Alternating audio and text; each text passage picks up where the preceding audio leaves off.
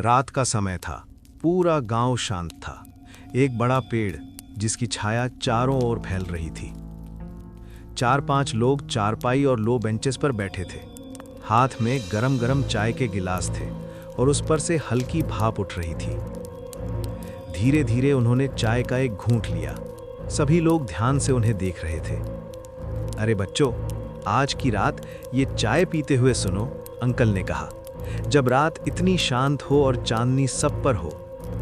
एक truck driver था, सतीश। वो अपने दोस्त रोहन के साथ एक सुनसान रास्ते से जा रहा था। जो उसने देखा, सुना, बस दिमाग ही धोखा दे रहा था। जंगल में कुछ ऐसा होता था जो दिखता नहीं पर महसूस होता है। कुछ आवाजें, कुछ परछाइयां और एक घंटी की आवाज। ध्यान से सुनो, क्योंकि जो आगे होगा वो रात भर तुम्हारे दिमाग में रहेगा। रात अपने पूरे सन्नाटे के साथ उतर चुकी थी। घड़ी में 12 बजने वाले थे।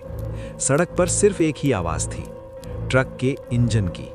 ट्रक नंबर RJ00XY6721 धीरे धीरे एक घने जंगल के बीच से गुजर रहा था। आसमान में पूरा चांद था। चांदनी इतनी तेज थी कि सड़क सफेद दिख रही थी। लेकिन उसी चांदनी के नीचे जंगल और ज्यादा डरावना लग रहा था। पेड़ों की लंबी परछाइयां सड़क पर ऐसे गिर रही थीं जैसे कोई चलते चलते रुक गया हो। स्टीयरिंग पर हाथ रखे बैठा था सतीश। चेहरे पर थकान थी, लेकिन आंखें अब भी चौकन्नी थीं। पास वाली सीट पर बैठा था उसका दोस्त रोहन। वो बार बार खिड़की से बाहर देख रहा था। भाई, रोहन ने धीरे से कहा, यह रास्ता मुझे ठीक नहीं लग रहा। सतीश ने बिना नजर हटाए जवाब दिया, जंगल का रास्ता है, ऐसा ही लगता है। लेकिन सच ये था कि सतीश खुद भी अंदर से बेचैन था। ये वही रास्ता था जिससे वो पहले भी कई बार गुजर चुका था, लेकिन आज कुछ अलग था।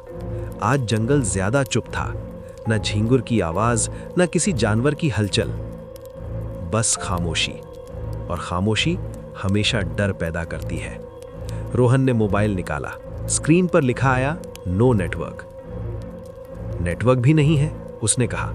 सतीश ने जीपीएस की तरफ देखा, वो भी ब्लैंक था। कोई बात नहीं, सतीश बोला, यह रास्ता सीधा है। लेकिन तभी रोहन ने गौर किया, एक टूटा हुआ साइन बोर्ड जिस पर आधा लिखा था, सावधान। कुछ देर बाद वही टूटा हुआ साइन बोर्ड फिर से सामने आ गया। रोहन चौंका, भाई, ये बोर्ड अभी थोड़ी देर पहले भी आया था। सतीश ने ब्रेक हल्का सा दबाया। उसका दिल तेज धड़कने लगा। शायद ध्यान नहीं दिया होगा, उसने कहा। लेकिन कुछ किलोमीटर बाद वही झुका हुआ पेड़, वही पत्थर, वही मोड़, सब दोहराया जा रहा था। अब सतीश भी चुप हो गया। उसने महसूस किया जैसे सड़क आगे नहीं बढ़ रही, बल्कि वही घूम फिरकर सामने आ रही है। तभी ट्रक के बाहर चलने की हल्की सी आवाज आई, चर चर। सतीश ने तुरंत ब्रेक लगा दिया। तूने सुना? उसने पूछा। रोहन का चेहरा सफेद पड़ गया। हाँ, जैसे कोई साथ साथ चल रहा हो। दोनों ने बाहर देखा। सड़क खाली थी। जंगल वैसा ही खड़ा था, कोई नहीं। ट्रक फिर चल पड़ा। कुछ सेकंड बाद हवा में एक अजीब सी आवाज गूंजी, टिन टिन टिन, जैसे कहीं दूर कोई घंटी हिल रही हो। रोहन का गला सूख गया। भाई, ये आवाज क्या?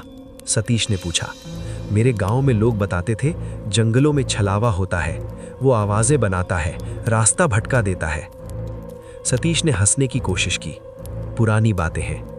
लेकिन उसी पल घंटी की आवाज फिर से आई, इस बार ज्यादा पास। अब आवाज कभी आगे से आती, कभी पीछे से, कभी बाईं तरफ, कभी दाईं तरफ। सतीश को लगा जैसे उसका सिर भारी हो रहा है। सड़क थोड़ी टेढ़ी दिखने लगी। पेड़ हिलते हुए लग रहे थे, जैसे जंगल सांस ले रहा हो। अचानक ट्रक की हेडलाइट हल्की पड़ गई। इंजन की आवाज बदल गई। रोहन घबरा गया। भाई, कुछ गड़बड़ है। और तभी आगे की सड़क खत्म हो गई। जहां सड़क होनी चाहिए थी, वहां सिर्फ घना जंगल था। सतीश ने ट्रक रोक दिया। उसका दिल जोर जोर से धड़क रहा था। रोहन बोला, हमें वापस जाना चाहिए। सतीश ने गाड़ी मोड़ने की कोशिश की, लेकिन तभी उसके कान के पास एक आवाज गूंजी, वापसी नहीं है। आवाज किसी इंसान की नहीं थी। वो आवाज सीधे उसके दिमाग में गूंज रही थी।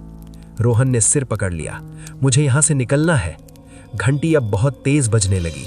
Tin tin tin. पेड़ घूमने लगे, सड़क पिघलती हुई लगी। सतीश की आंखों के सामने सब धुंधला होने लगा और फिर अचानक सब कुछ शांत। कोई आवाज नहीं, कोई हवा नहीं। सतीश ने आंखें खोली। ट्रक अपने आप स्टार्ट था। सामने फिर से सड़क थी, जैसे कुछ हुआ ही ना हो। रोहन ने डरते हुए कहा, क्या क्या हम बच गए? सतीश ने जवाब नहीं दिया। उसने बस ट्रक आगे बढ़ा दिया। कुछ देर बाद जंगल खत्म हो गया। सुबह की हल्की रोशनी फैल रही थी। रोहन ने राहत की सांस ली, लेकिन तभी सतीश की नजर मीटर पर गई। पूरी रात में ट्रक सिर्फ 2 किलोमीटर चला था। रोहन ने फुसफुसाकर कहा, तो फिर हम बाहर कैसे आए? सतीश ने पीछे देखा।